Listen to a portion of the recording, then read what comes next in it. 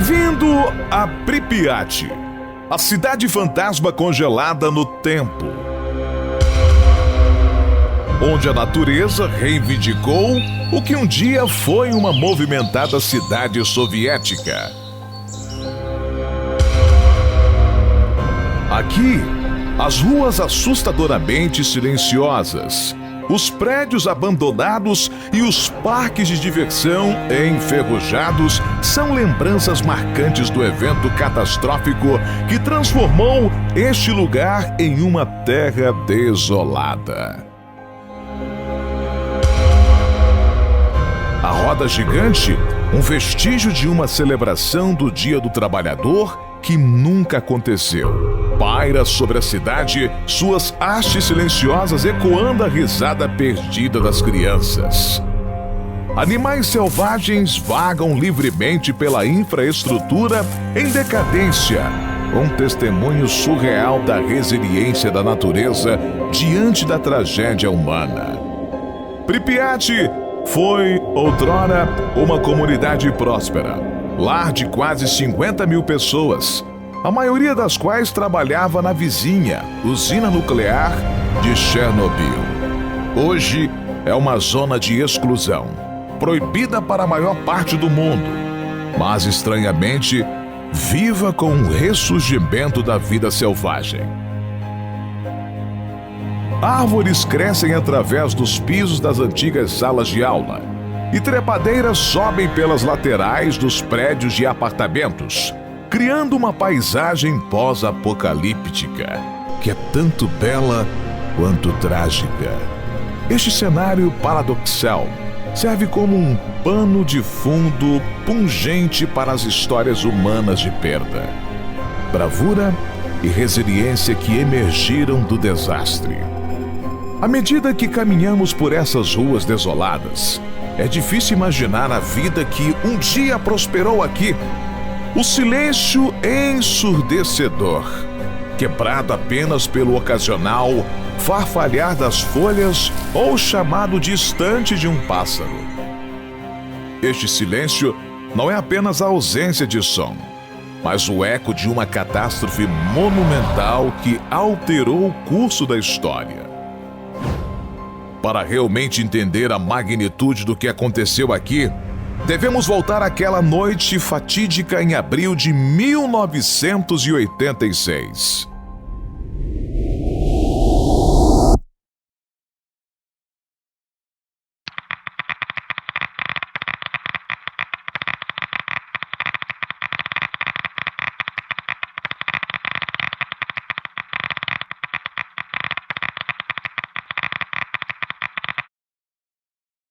Eu sou Donato de Paula, narrador do Mistérios do Mundo.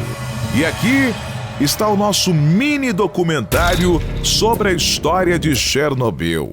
Se você gostar do vídeo, não se esqueça de deixar o like, se inscrever no canal Mistérios do Mundo e ativar as notificações.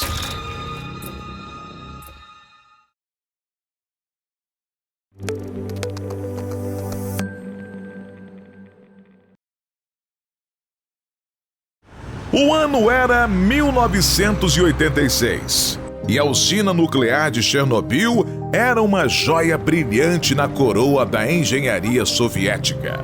Situada às margens do rio Pripyat, cerca de 100 quilômetros ao norte de Kiev, era um testemunho do poder tecnológico e da ambição da União Soviética. Pripyat, a cidade construída para servir a usina, era uma utopia moderna, com apartamentos de alta classe, escolas, hospitais e até mesmo um parque de diversões que seria inaugurado no dia 1º de maio. A cidade prosperava com a promessa de um futuro brilhante movido à energia nuclear. Os 4 reatores de Chernobyl, cada um capaz de gerar 1000 megawatts de energia elétrica, estavam entre os mais poderosos do mundo. No coração deste complexo estava o reator 4, do tipo RBMK, projetado para produzir tanto plutônio quanto eletricidade. Os reatores RBMK eram únicos em seu uso de moderadores de grafite e refrigerantes à base de água. Uma combinação que, embora eficiente, trazia riscos inerentes. Esses reatores não possuíam as estruturas de contenção que eram padrão nos projetos ocidentais, tornando-os vulneráveis a falhas catastróficas caso algo desse errado. Apesar desses riscos, a atmosfera em Chernobyl era de confiança e rotina. A usina vinha operando sem problemas por anos, e no dia 25 de abril de 1986, era um dia normal de trabalho. O turno da noite havia começado, e os trabalhadores estavam se preparando para um teste de segurança rotineiro no reator 4. Este teste pretendia simular uma queda de energia e garantir que as turbinas do reator pudessem gerar energia inercial suficiente para manter as bombas de água de resfriamento funcionando até que os geradores de emergência entrassem em operação. Mas este não era um teste comum. Os operadores de plantão não estavam devidamente treinados, e os procedimentos que estavam seguindo não tinham sido adequadamente revisados. Além disso, sistemas críticos de segurança estavam sendo desativados um a um para evitar interferências no teste. O que deveria ter sido um procedimento simples, rapidamente se transformou em uma receita para o desastre.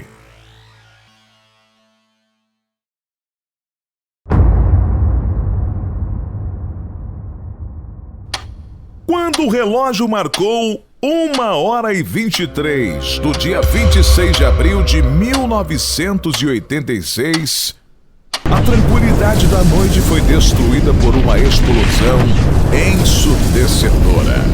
O reator 4 da usina nuclear de Chernobyl acabava de sofrer uma falha catastrófica. A sala de controle foi lançada no caos enquanto alarmes soavam e uma luz branca e azul ofuscante atravessava o edifício do reator. O pânico se instalou quando os operadores tentaram compreender a gravidade do que havia acabado de acontecer. A primeira explosão foi uma explosão de vapor, poderosa o suficiente para levantar a tampa de 1.000 toneladas do reator, destruindo a estrutura de concreto acima dele. Isso foi imediatamente seguido por uma segunda explosão, ainda mais devastadora, que abriu o núcleo do reator. O incêndio feroz eclodiu, alimentado pelo moderador de grafite do reator, que queimava com intensidade e liberava uma mistura letal de isótopos radioativos na atmosfera. Dentro da usina, a situação era desesperadora. Os trabalhadores, muitos dos quais sem equipamento de proteção, foram expostos a doses letais de radiação. 2 trabalhadores da usina morreram instantaneamente na explosão, enquanto outros corriam para conter o incêndio e estabilizar o reator. Inconscientes do veneno invisível que estavam inalando, os esforços heróicos desses trabalhadores, muitos dos quais sucumbiram em breve à síndrome aguda da radiação, ajudaram a impedir que o desastre se agravasse ainda mais. Mas os danos já estavam feitos. A brigada de incêndios chegou ao local em minutos. Liderada pelo tenente Vladimir Pravik, eles enfrentaram desafios sem precedentes. Um incêndio nuclear que métodos convencionais não podiam extinguir. Os bombeiros lutaram bravamente contra as chamas, mas sem o equipamento adequado ou conhecimento dos níveis intensos de radiação, muitos receberam doses fatais. O tenente Pravik e seus homens estavam entre as primeiras vítimas do desastre. Seu sacrifício tornando-se um símbolo trágico do custo humano de Chernobyl. Enquanto isso, os residentes de Pripyat dormiam alheios à catástrofe em curso. Só várias horas depois, as autoridades começaram a entender a gravidade da situação. Às 5 horas da manhã, um anúncio em toda a cidade instruía os residentes a permanecerem em casa e fecharem suas janelas. Mas já era tarde demais.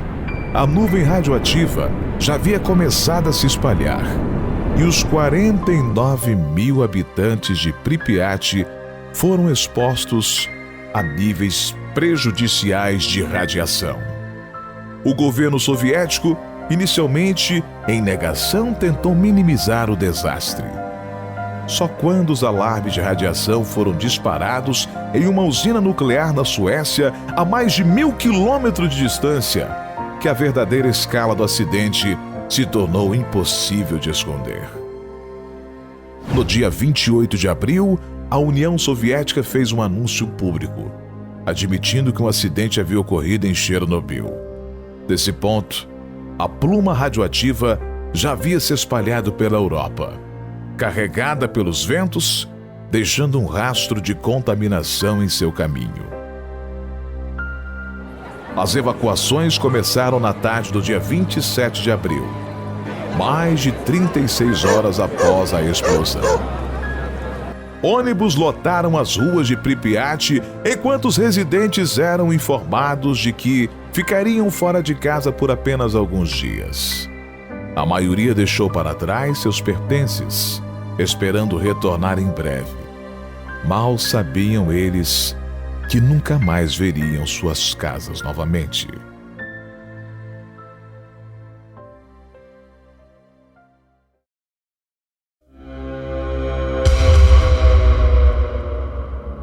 À medida que os dias passavam, o governo soviético mobilizou uma operação de limpeza maciça.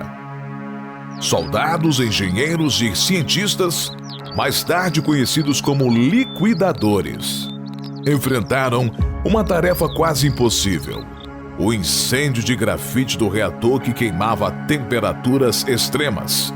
Continuava a expelir material radioativo na atmosfera.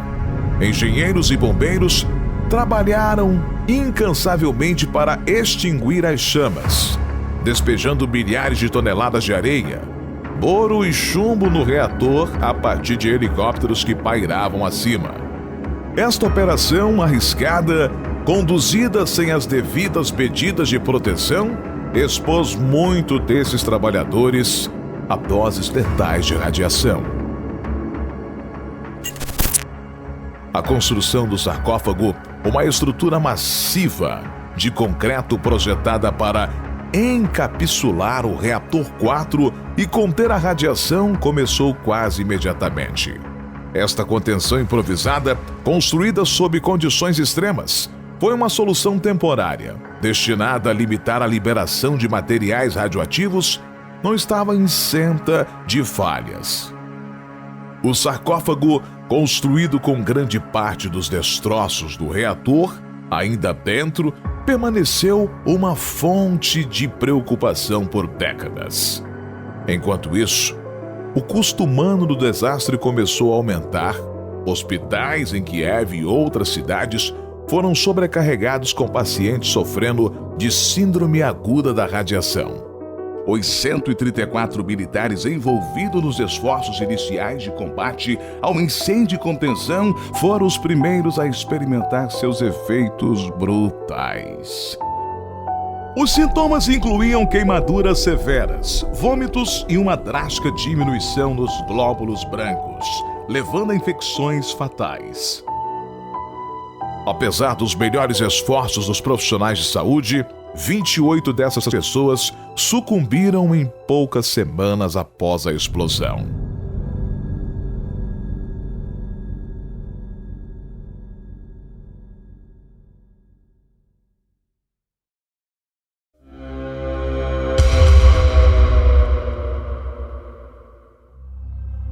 Todos os incêndios foram extintos ou contidos em 6 horas.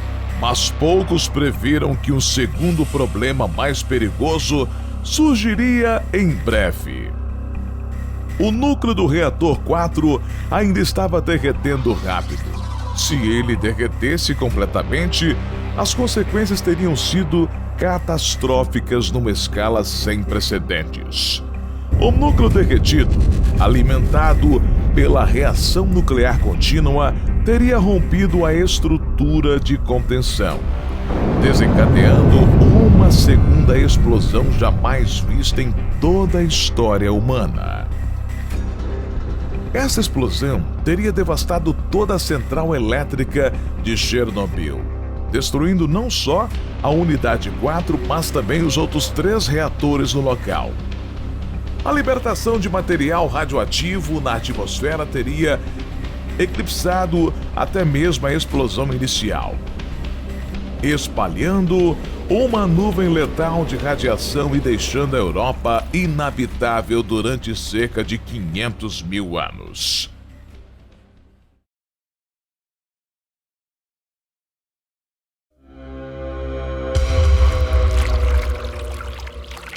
Uma poça de água por baixo do reator ameaçava desencadear a segunda explosão. Mas drenar aquela piscina parecia uma tarefa impossível. O porão inundado, as válvulas submersas e os níveis de radiação letais. No entanto, face a probabilidades aparentemente intransponíveis, 3 homens avançaram para enfrentar os corredores escuros e o fantasma invisível da radiação tentando perfurar cada célula em seus corpos. Seus nomes talvez não sejam familiares, mas seus feitos ecoam para sempre na história. Alexei Amanenko, Valery Bespalov e Boris Baranov. Homens comuns colocados em circunstâncias extraordinárias. Tornaram-se a última linha de defesa contra um apocalipse nuclear. Os voluntários conhecidos como o Esquadrão Suicida de Chernobyl foram vestidos com roupas de neoprene, armados apenas com determinação e com o facho de uma lanterna que falhava à medida que a radiação aumentava. Mesmo assim, eles desceram às profundezas do inferno. Com ar denso, com fedor de metal queimado e o cheiro acre da radiação, os homens atravessaram poças de água radioativa que chegavam à altura da cintura. Mas eles seguiram em frente. Então, o raio de luz perfurou a escuridão. Com mãos trêmulas, eles fecharam as válvulas, isolando a piscina de água e evitando uma catástrofe de proporções colossais. Felizmente, o grupo heróico sobreviveu à façanha porque a água absorvia muito mais a radiação do que os cientistas imaginavam.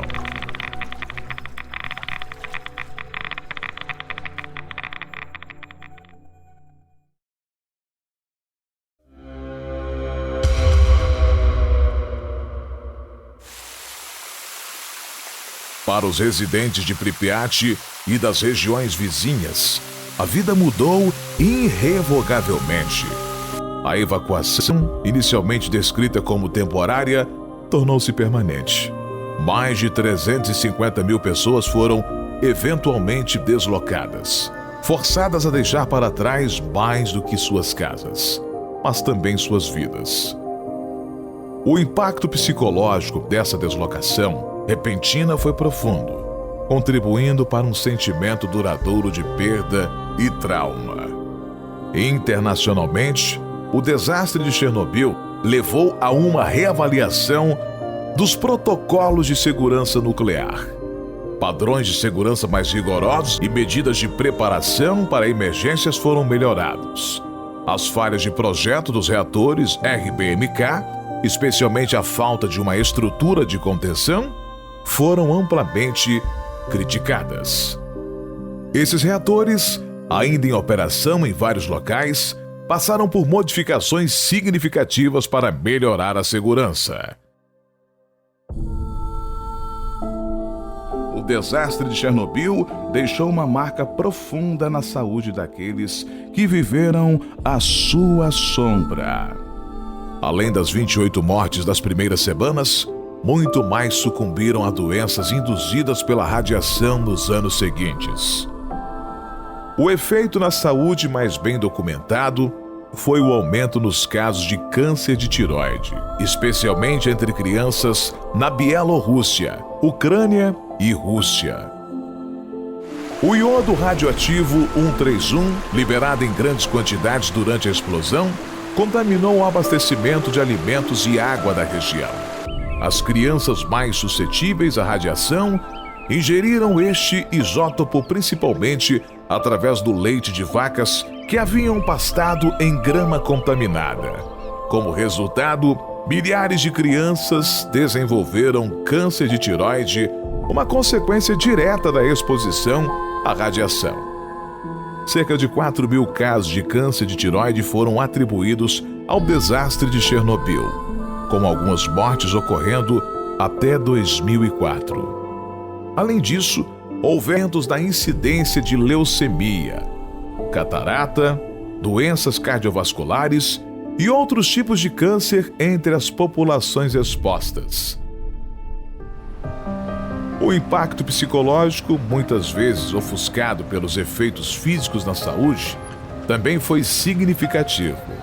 O trauma da evacuação, o medo da radiação e o estigma associado a ser da região de Chernobyl levaram a problemas generalizados de saúde mental, incluindo ansiedade, depressão e transtorno de estresse pós-traumático em milhares de pessoas. Um dos achados mais alarmantes foi o aumento de defeitos congênitos e anomalias de desenvolvimento entre as crianças nascidas nas áreas afetadas. Esses incluíam defeitos cardíacos congênitos, defeitos do tubo neural e outras condições graves como microcefalia, hidrocefalia e outros graves defeitos congênitos entre as crianças nascidas na Bielorrússia e Ucrânia.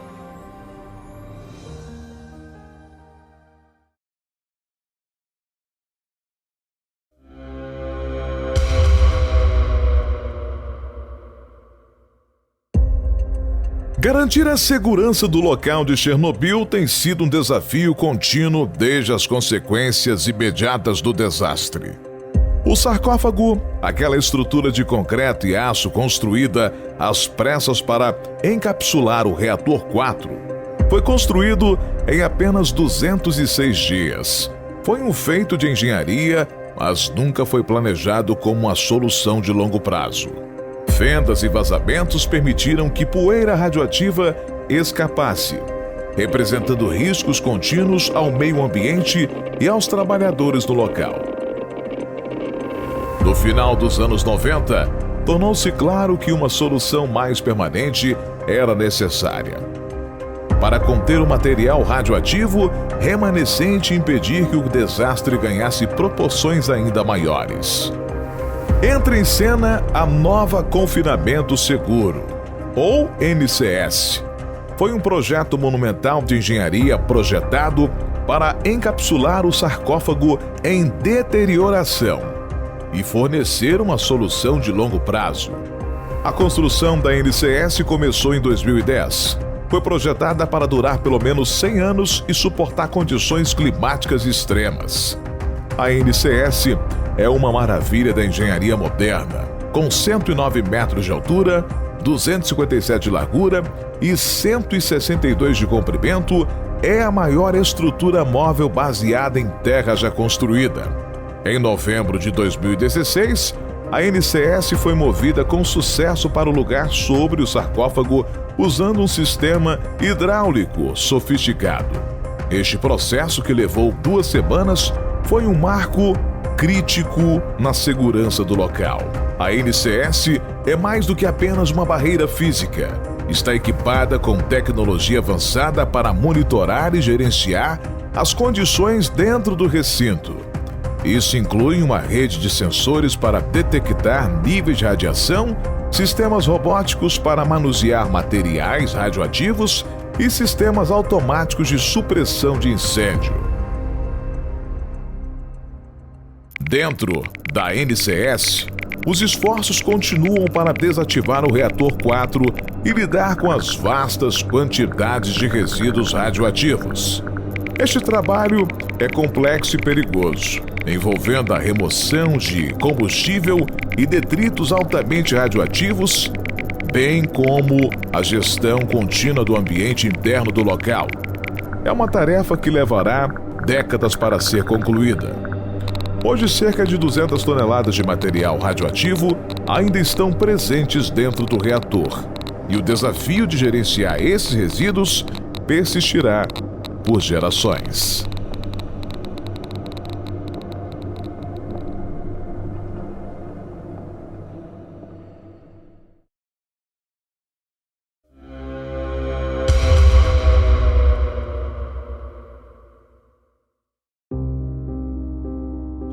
Hoje, mais de 3 décadas depois, a zona de exclusão de Chernobyl, com cerca de 2.600 km², continua a ser um terreno baldio proibido e congelado no tempo. À medida que nos aventuramos neste reino misterioso, somos confrontados com os restos fantasmagóricos de uma comunidade outrora próspera. Casas, escolas e fábricas abandonadas são testemunhas silenciosas da tragédia que aqui se desenrolou.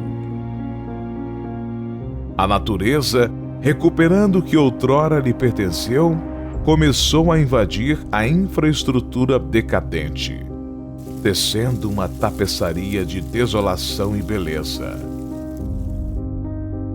Muitas espécies retornaram à área, algumas das quais não eram vistas há décadas. Mas por baixo da tranquilidade superficial existe uma ameaça invisível. Os níveis de radiação na zona de exclusão permanecem perigosamente elevados, representando uma ameaça letal para qualquer um que se atreva a ficar por muito tempo. Os contadores Geiger estalam ameaçadoramente à medida que navegamos pela paisagem radiada. Um lembrete constante do perigo invisível que se esconde nas sombras.